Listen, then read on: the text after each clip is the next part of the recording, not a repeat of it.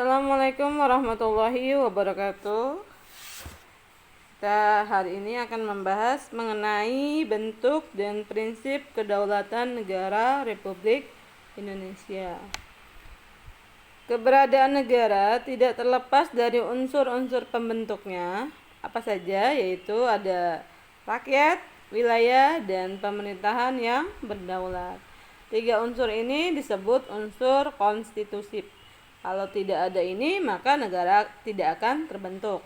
Ada wilayah, nggak ada orangnya, sama aja. Kemudian ada orang, ada pemerintah, tapi nggak punya wilayah, nggak bisa disebut juga dengan negara.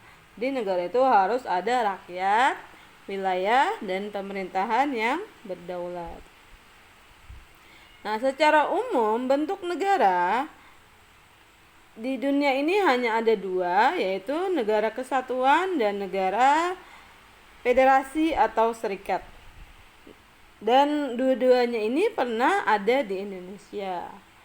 Negara kesatuan itu adalah negara yang tidak disusun atas beberapa negara, tetapi bersifat tunggal.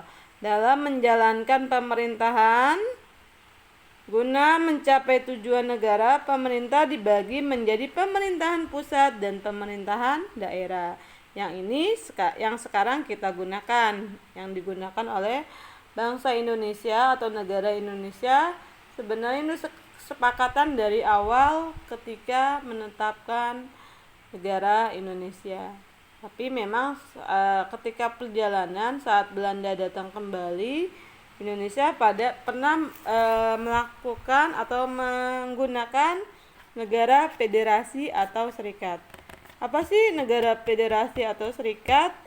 Yaitu negara gabungan atau negara gabungan dari berbagai negara atau yang disebut dengan negara di atas negara. Saat itu misalnya ada negara Belanda.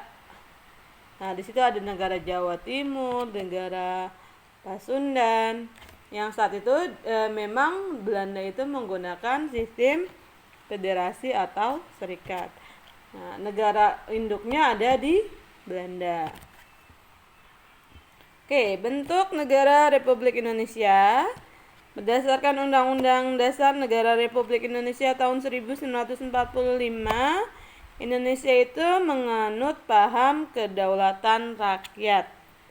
Nah, ini dijelaskan dalam pasal 1 yang berbunyi pasal 1 ayat 1, negara Indonesia adalah negara kesatuan yang berbentuk republik. Jadi bentuk negara kita adalah satu negara atau bersifat tunggal, dijalankan dengan pembagian adanya pemerintahan pusat dan pemerintahan daerah yang tadi sudah dijelaskan. Kemudian berbentuk republik. Apa itu republik? Republik itu adalah negara yang dijalankan oleh presiden sebagai kepala negara. Ya, jadi dipilih. Bedanya dengan monarki. Ya, kalau monarki itu kerajaan. Nah, sistem kerajaan itu adalah tidak dipilih tapi turun temurun. Di Indonesia memang sebelum merdeka menggunakan monarki, tapi setelah merdeka kita sudah bersepakat menggunakan bentuknya republik. Kemudian ayat 2, pasal 1 ayat 2, kedaulatan berada di tangan rakyat dan dilaksanakan menurut Undang-Undang Dasar. Artinya kekuasaan itu ada di tangan rakyat. Nah, karena rakyat punya kuasa dan dilimpahkan ke wakil-wakil rakyat, maka wakil rakyat menjalankan pemerintah harus berdasarkan Undang-Undang Dasar. Yang terakhir adalah negara Indonesia adalah negara hukum. Jadi segala sesuatu yang berlaku di Indonesia adalah yang tertinggi adalah hukum. Ya, pemerintah harus tunduk dengan hukum. Warga negaranya juga harus tunduk terhadap hukum. Prinsip kedaulatan negara Republik Indonesia. Prinsip negara hukum. Yang pertama harus ada asas legalitas, yaitu pembatasan kebebasan warga negara oleh pemerintah berdasarkan undang-undang. jaminan terhadap warga negara dari tindakan pemerintah yang tidak benar jika juga berdasarkan pada undang-undang. Kemudian pelindungan HAM, pelindungan hak asasi manusia, keterikatan pemerintah pada hukum. Jadi segala sesuatu pelaksanaan tugas negara harus sesuai dengan hukum. Monopoli pemaksaan pemerintah untuk penegakan hukum, kemudian pengawasan oleh hakim yang merdeka dalam hal organ-organ pemerintah melaksanakan dan menegakkan aturan-aturan hukum.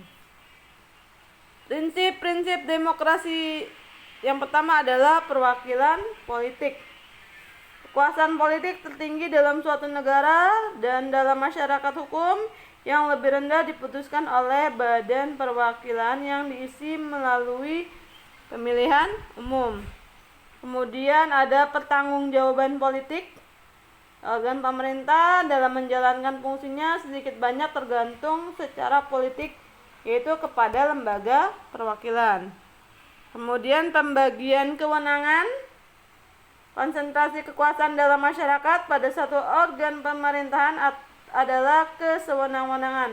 Oleh karena itu, kewenangan badan-badan publik itu harus dipencarkan pada organ-organ yang berbeda.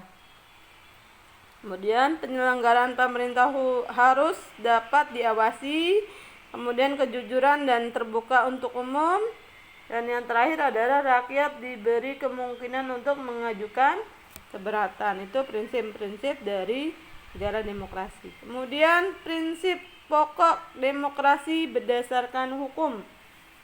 Yang pertama adalah adanya jaminan persamaan dan kesetaraan dalam kehidupan bersama.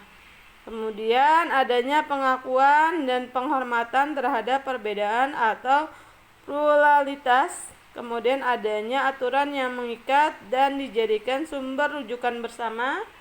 Yang terakhir adanya mekanisme penyelesaian sengketa berdasarkan mekanisme aturan yang ditaati bersama dalam konteks kehidupan bernegara. Oke, kiranya itu saja materi kita hari ini. Sekian, assalamualaikum warahmatullahi wabarakatuh.